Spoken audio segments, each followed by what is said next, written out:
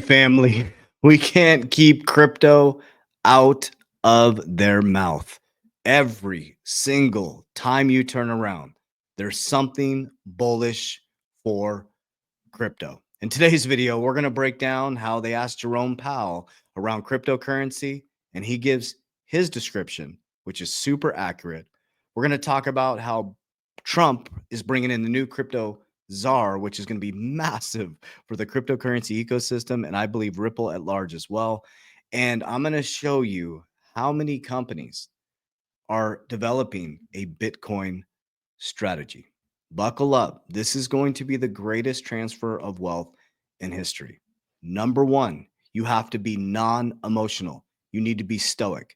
Okay. Bull run number one, if you're heading in now, is your education, building the foundation, understanding financial literacy and how markets work. Bull run number two is where your wealth comes in. And bull run number three is generational wealth. Yes, there's some short-term pressure right now. We're in the bull run. It's going to go up even more, quite a bit more over the next 6 months. But we also have, as Raoul Paul says, we have 6 years to take advantage of the biggest shift. Don't F it up. All right, today's video, we're going to dive right in. On the back end of every video, I share with you guys exactly what I do. Just a quick warning. I'm going to try to do the warnings on the front end of my videos a little bit more. I will never DM you about your crypto. That is not me communicating with you. None of my team members will ever ask you to send us money. We do not invest people's crypto. We do not have a trading platform. There's a bunch of people scamming out there using our likeness and image, impostoring us. And so we'll never ask about your crypto. I'll never proactively DM you. That is not me communicating with you. So be very, very careful. Also, QFS accounts are a scam. Stop sending your crypto to people you don't know. Don't ever send anybody money pretending to be me. Okay. Don't ever send anybody your crypto pretending to be me. Be very careful. Any influencer is not going to proactively DM you about your portfolio. Okay. Just know that. So be very careful. Don't get scammed. Verify, verify, verify, verify. Okay. And I'll share with you on the back end on how to verify with our ecosystem. Okay. So the first thing, guys, this is super exciting. Trump appoints former PayPal COO David Sachs for AI and crypto czar. Am I saying that right? Czar? Czar? Comment down below. Am I doing this right? All right. So we're going to show this now, which is super cool. This was put out by Bank XRP. Puts out some really, really good stuff. I'm going to show you this video here. This is on one of their podcasts, but this is Donald Trump's newly appointed crypto czar, David Sachs, discussed the ruling regarding Ripple and XRP, stating they won. So he understands the implications of what happened with Ripple and the SEC, and he sounds very bullish. To figure this out in real time. This is too complicated. The bottom line is that the headline is... Well, I just want to make sure the audience gets it, yeah. Look, the headline is, I mean, the tweet, Ripple sales of XRP do not constitute offer of investment contracts, according to Judge. They won. They won. This is a huge vindication for them. And the XRP is ripping 35%. Yeah, and it really handcuffs the SEC. What are they going to do about Coinbase and every other exchange? I mean, if they're not selling securities, I think Coinbase and everybody else has always maintained they're selling tokens. This was the fulcrum argument for the SEC, and they just lost. The whole crypto market is ripping right now. It's an interesting one. The confounding part of this is that the initial sale to accredited investors and hedge funds was done that they violated securities law there when they were selling directly to sophisticated investors. Just looking at it logically, you would think it was the reverse. But this is a fascinating turn of events. I just texted with Brad Garlinghouse, and he says, yes, it does mean that they won. And he feels vindicated and really happy about the... How do you feel, J-Cal? Well, I feel like I'm going to launch J-Coin and sell it. Think about that. The new crypto czar is on this podcast with these guys. One of the guys he's on the podcast with, obviously a friend of his and comrade, right? It's like, oh, I just text Brad Garlinghouse. Like, can we understand at a deep level what is happening right now? This is the greatest time in human history to be an investor. A token to back startups. I mean, if it's a free for all, I won't tell you what he said about FJCal. Yeah. No, I mean, I've said from you the were beginning, accusing these guys of security fraud for like the last several years. Well, they've been convicted of securities fraud here, so it's a two-part judgment. Ripple So this is fun because this guy's like, so our new crypto czar is arguing back with his friend here around this. Violated federal securities law in its sale of cryptocurrency. The first line of the story. There's two judgments here. They violated federal securities law in its sale of cryptocurrency XRP directly to sophisticated investors, but the sales on public exchanges did not involve securities. So what they're saying is, if you sold XRP to hedge funds, that was a security when they did the first offering. But when the public started trading it on public exchanges, they did not have, according to the Howey test, this belief. But that's where their vulnerability was, because if you sell to a professional hedge fund, they're accredited. That should not be an issue. You should be able to sell to accredited. So what's the problem? This is exoneration for them. The judge says they lost sound pretty happy, and the market seems to be indicating that this is. I'll leave it at that. What's the problem? That's our new crypto czar. This is exciting, man. I'm just pumped, man. I don't know if you guys can feel the frequency and vibration. It's like, it just feels so good. It feels so good. And it's like, just take a deep breath. It's like, we got a good run ahead of us, guys. Got a good run ahead of us. Okay. So let's just take a deep breath. Let's be calm. Let's strategically look at these markets. Let's learn as much as we can through this process, and let's lock arm in arm and march up this hill together. Okay, so Jerome Powell was the Deal Book Summit with Andrew Ross, and I don't know, is that his name? No, man. My brain is going like 100 miles a minute. Okay, so we're gonna listen to what he talks to him about Bitcoin. I crack myself up, man. So we're gonna watch what he talks to Jerome Powell around Bitcoin. We're gonna go a little bit deeper into that. Gained too much traction either. Maybe it's been undone. But what do you worry about as the tipping point for all of this? So you're right. I did work on fiscal policy issues. This is really important. Listen.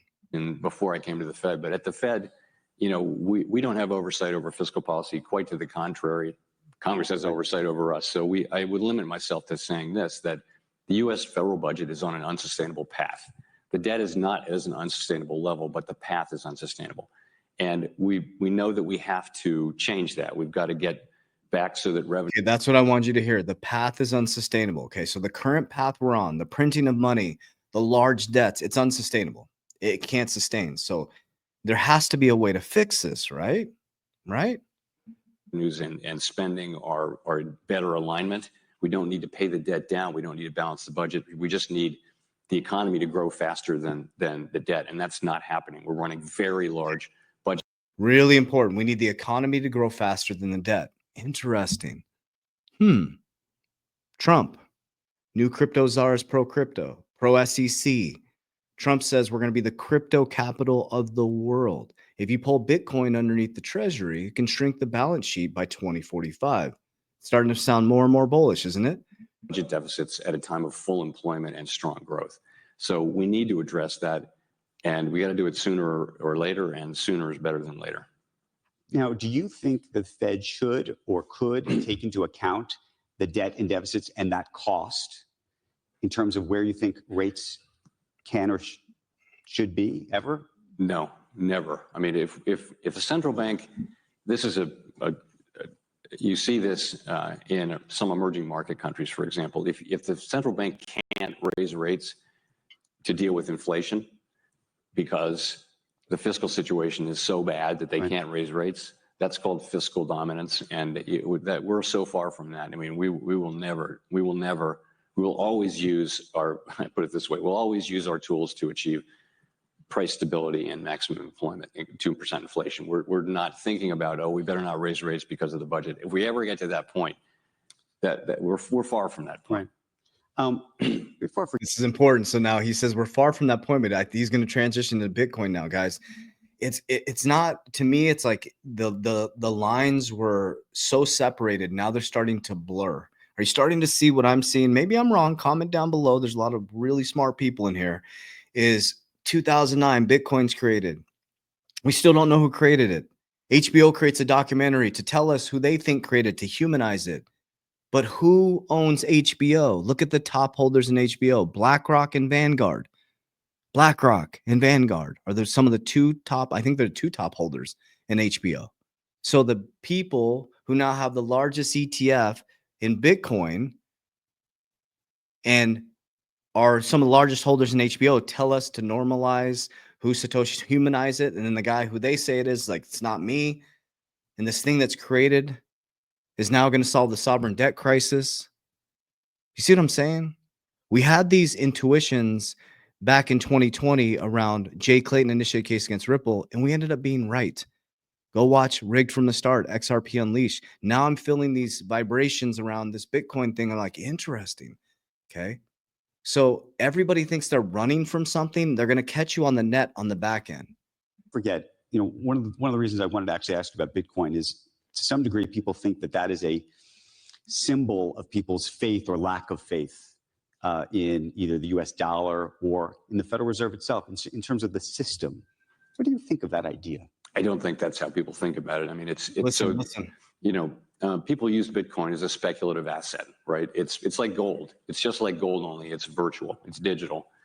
People are not using it as a form of payment or as a store of value. It's highly volatile. It's not a competitor for the dollar. It's really a competitor for gold. That's really how I think of it. Okay, it's a competitor for gold. So if we pulled it underneath the Treasury, it's getting interesting, isn't it? So I found this website. It's called bitcointreasury.net. I just wanted to show you guys some of the largest companies that are holding Bitcoin. Okay, you got MicroStrategy's #1. Now remember, guys, do your research. Who is one of the biggest holders in MicroStrategy? BlackRock, right? We got Tesla, #4. The CEO is now the head of the Department of Government Efficiency. We got Coinbase Global, obviously, right? They're Coinbase. We got Galaxy Digital. I think that's Mike Novogratz, right? If we go down a little bit, I mean, you can go through all of these. We got BlackRock, right? We got Reddit. And then if you go down, you look at the, these are all the ETFs and other funds. Wisdom Tree, Bitwise, 21 Shares, Coin Shares, Grayscale, Fidelity, ARC 21. That's Kathy Woods, iShares. I mean, guys, I don't know, man. Either all these big companies are making really, really bad decisions, or they're really, really smart and understand where we're heading. Okay. Hut 8 to raise up to $500 million to buy Bitcoin as strategic reserve asset. You're going to see this over and over again. Michael Saylor met with Microsoft. Will Microsoft buy Bitcoin? That will be bullish as hell. I already told you guys about this right here. And then if you want to go to Michael Saylor's channel, you can watch a 3-minute presentation on his presentation around Bitcoin. Okay.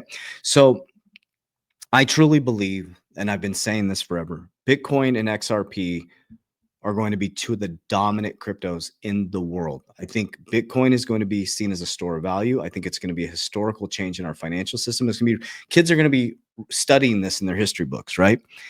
XRP and the company Ripple are going to be one of the most disruptive. They're going to leave a dent in the universe. And then you're going to have the top 3 are going to be, and I'm not saying this is what you should invest in, Bitcoin, Ethereum, and XRP. I said that on my videos, and now we're back to the top 3. It went back to where it was back in 2020, Bitcoin, Ethereum, and XRP. I believe that XRP is going to flip Ethereum. I really believe that. It'll be Bitcoin and XRP. Okay. They're 2 different mechanisms. Bitcoin is a store of value, like gold. He just said it's not a competitor for the dollar. It's a competitor for gold. Okay. XRP is a bridge currency. It can bridge the digital dollar. It can bridge the digital yuan. It's a bridge.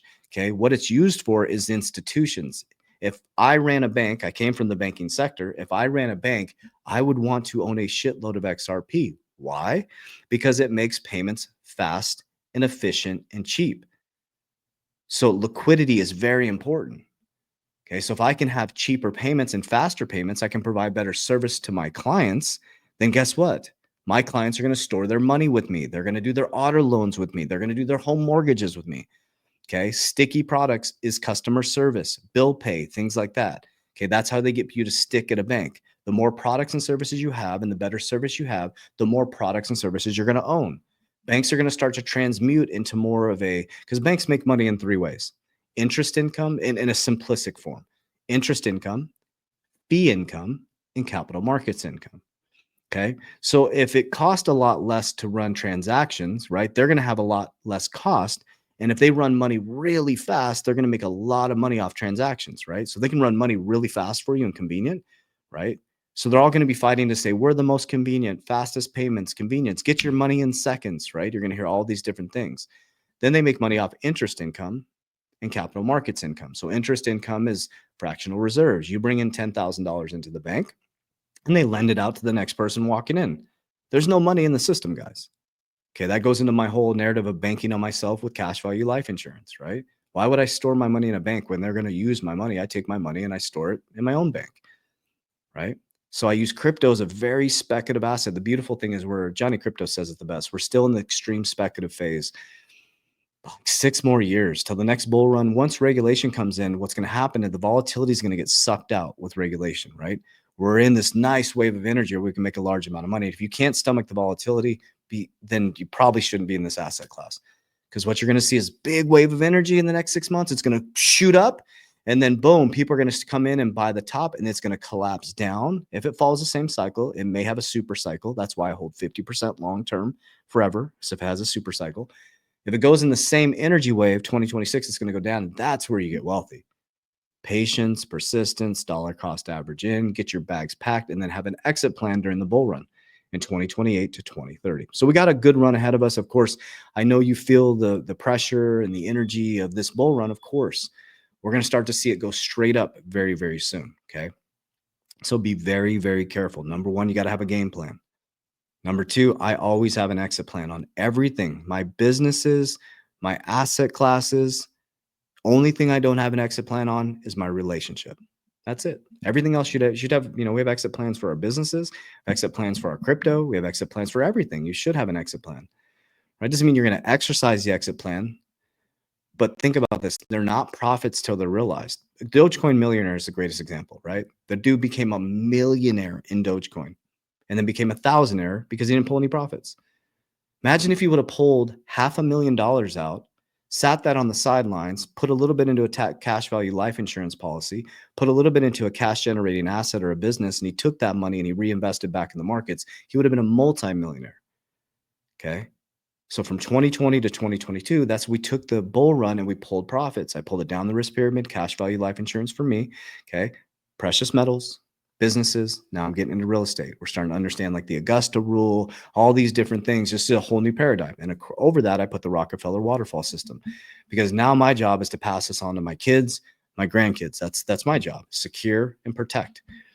So I hope this information helps. Big warning, just like I said on the front end of the video, I don't DM you about your crypto. I'll never ask about your portfolio. We don't have a trading platform. It's too good to be true. It is. It is. And be careful of the meme coin casino out there, guys. Hawk 2, great example. She literally rug pulled everybody, right? She probably didn't even know what was happening. People took advantage of her. They got her into this thing. They rug pulled her. Okay. Remember, the person who's promoting it is probably getting paid by it. You're the exit liquidity. We're the exit liquidity for crypto too. That's why you got to have an exit strategy. Because if they tell you it's going to go, as the news tells you it's going to go to 200,000, it's probably going to go to 170 because the asset managers have exited well before. We're always the exit liquidity. So if you know that, you exit on targets on the way up and you stay calm. If you get caught at the top and you fall down, ride the wave down and buy more. That's what I do. But I'm in fundamental cryptos. I know what I hold. I know why I'm invested in, not what I'm invested in. So I love you guys. I appreciate you. If you need any support at all, okay? So I want to be very clear on the pathways you can go through our ecosystem. We want to provide those pathways so you know that you're communicating with us, okay? So to be very clear, so we have what's called a needs assessment in the description of this video or in my social media bio. The needs assessment is around protecting your family, protecting your wealth, okay? By using insurance. I have a whole team in all 50 states and Canada. But what I do may not work for you. So we do what's called a needs assessment. We break down your needs and then we do a retirement strategy for you based on your needs. That's really important. So that's specifically for that. It's a free consultation. We do not get paid by the client. You'll never send my team members money. Then I have my education academy, live calls, Q&A, support, and my 120-day challenge for 4 months to get your shit together. Blinders on, get in the community. You can ask questions. You're around your vibe. You're around your tribe, and we rise together. So that's the Coach JB Academy. You'll see the 120-day challenge description or in my social media platform. And join today and get in there and let's kick some ass together. Love you guys. I appreciate you. As we always say, Warriors, let's get your shit together. Let's go.